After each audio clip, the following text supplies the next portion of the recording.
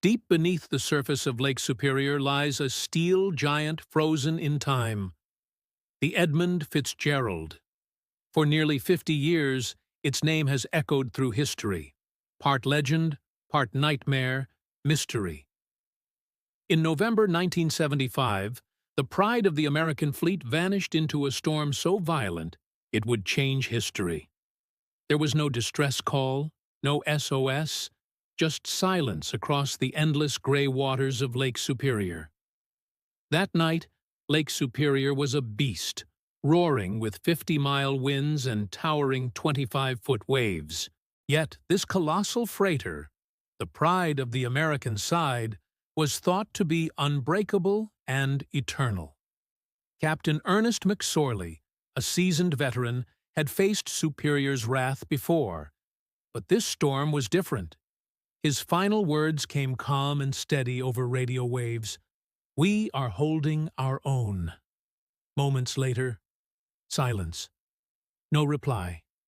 No echo. The airwaves went dead, swallowed by the wind. By morning, rescuers found only oil slicks, scattered debris, and the cold breath of the storm. All 29 men aboard, gone forever, vanished without a single survivor or a trace of life.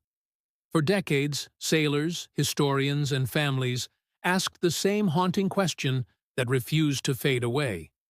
How could a ship so mighty, so proud, disappear without warning, without even a single distress cry?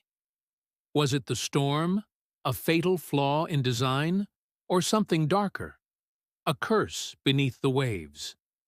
For nearly half a century, those questions echoed unanswered through the cold waters of the Great Lakes. But now, with new eyes beneath the surface, technology has gone where no diver ever dared. A fleet of underwater drones descended into the abyss, into the frozen heart of Lake Superior's depths. Their lights pierced the black, cutting through centuries of darkness to reveal what time had buried. And there, resting solemnly on the icy floor, they found her, the Edmund Fitzgerald. Her steel hull twisted, her deck shattered, the once mighty ship torn brutally into two broken halves. But the true horror lay not outside. It waited deep within the shattered remains of the vessel. As the cameras drifted closer, the truth began to surface from the darkness surrounding her silent grave. Bent clamps, torn ventilation shafts, hatch seals missing, evidence of chaos beyond human comprehension. Each frame told a new chapter of terror. Metal screaming, pressure rising, a ship collapsing from within. The structure revealed something unexpected. She wasn't crushed by waves, but destroyed from inside out. Experts saw deformation in her steel, bends pushing inward, signs that water had invaded internally. The Fitzgerald wasn't overpowered by nature alone. She was undone by the flaws within her own design. Rust-eaten hatch seals failed one by one, opening gateways for Superior's icy hands to reach inside. Gallons turned to thousands, pouring in each minute, flooding her belly faster than anyone could react. The ship's enormous mass began to sink, inch by inch, dragged downward by the weight of her own water. Simulations confirmed the cargo holds filled completely in minutes, too fast for human eyes to see. Then came the final blow. A massive wave struck midship, snapping the freighter cleanly into two. It happened so swiftly, the men aboard may never have realized the nightmare unfolding beneath them. There was no time to act, no seconds to think, no breath left to send a signal. Their calm last words, "We are holding our own," masked a truth they couldn't yet understand. The footage reveals parts of deck preserved in eerie stillness, frozen mid-moment in silent defeat. Beneath, the gaping hatch openings tell the story. Black mouths that swallowed freezing water endlessly. Each one a wound, a scar, a silent witness to the ship's fatal undoing from within.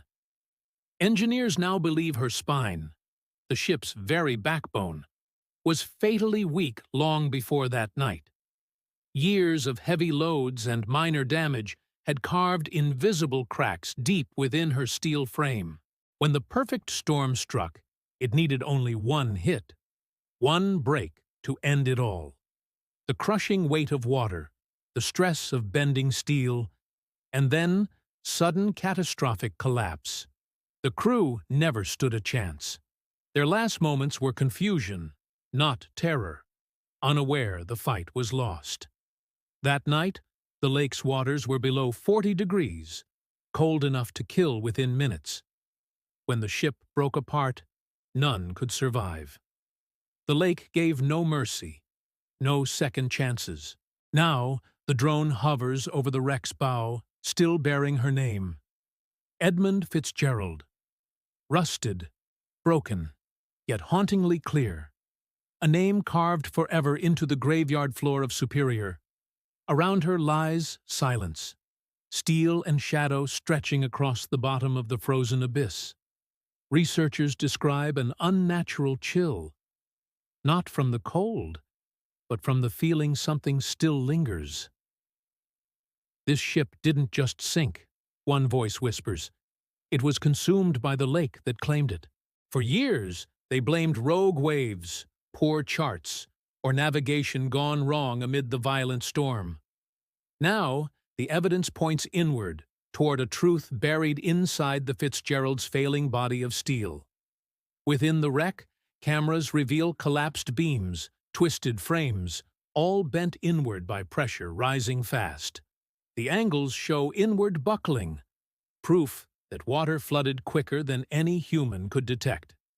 By the time they heard the creak of steel, it was already far too late to escape. There was no alarm, no mayday, no warning, only the sound of breaking iron and roaring water. In seconds, she vanished, swallowed whole by the hungry depths of Superior's endless black. Out of respect, no bodies were ever taken. The lake became their tomb, the ship their coffin. But scattered across the wreck, tiny fragments remain. A boot, a tool, a cup, frozen mid-motion. Time itself seemed to stop that night, holding every object, every soul, in unending stillness. Now, with modern 3D scanning, we can see her completely, from bow to stern, forever entombed. The images confirm the truth. She split midship, her bow plunging first, dragging the stern behind. It was instantaneous, from first fracture to total destruction. Less than 17 heartbeats. 17 seconds. That's all it took to erase a legend and silence 29 lives forever. Experts say with flood sensors or modern tech, perhaps help could have come in time. But in 1975, the Great Lakes were ruled by instinct, not innovation, by faith, not science. And so, silence claimed her. And that silence grew into song, story, and whispered legend. People sang her tale, spun myths from sorrow, built ghosts from the truth that hid below. But the footage has ended the myths. The truth is colder, sharper, and far more terrifying. No spirits, no curses, just metal breaking, pressure rising, and the brutal power of water. The Fitzgerald didn't vanish. She shattered under the weight of her own ambition and design. Every crack, every scar in her hull is a message. Limits ignored, warnings left unheeded. Beneath the lake's icy black, echoes still linger. The groan of bending beams, the rush of water. And faintly, across the silence, the captain's final words return. "We are holding our own." Those words still haunt the waters, a chilling reminder that calm voices can mask disaster. This new footage doesn't reveal ghosts. It reveals truth. And truth is the most haunting of all. Even giants can fall. Even legends can break. Even the proudest ship can drown in silence. Now she rests, deep and undisturbed, her shattered frame wrapped in the whispers of cold current. Some say, if you listen close, you can still feel her. A pulse trapped within her iron heart. Half a century later, we finally understand how she fell. But it brings no comfort. As the camera glides over her remains, the truth hits. She didn't just sink. She transformed. She became part of the lake itself, part of its warning, its power, its eternal voice. And as long as she sleeps beneath those waves, her story will echo forever through the deep. A timeless reminder. Even the strongest can fall, and even calm words can hide the storm.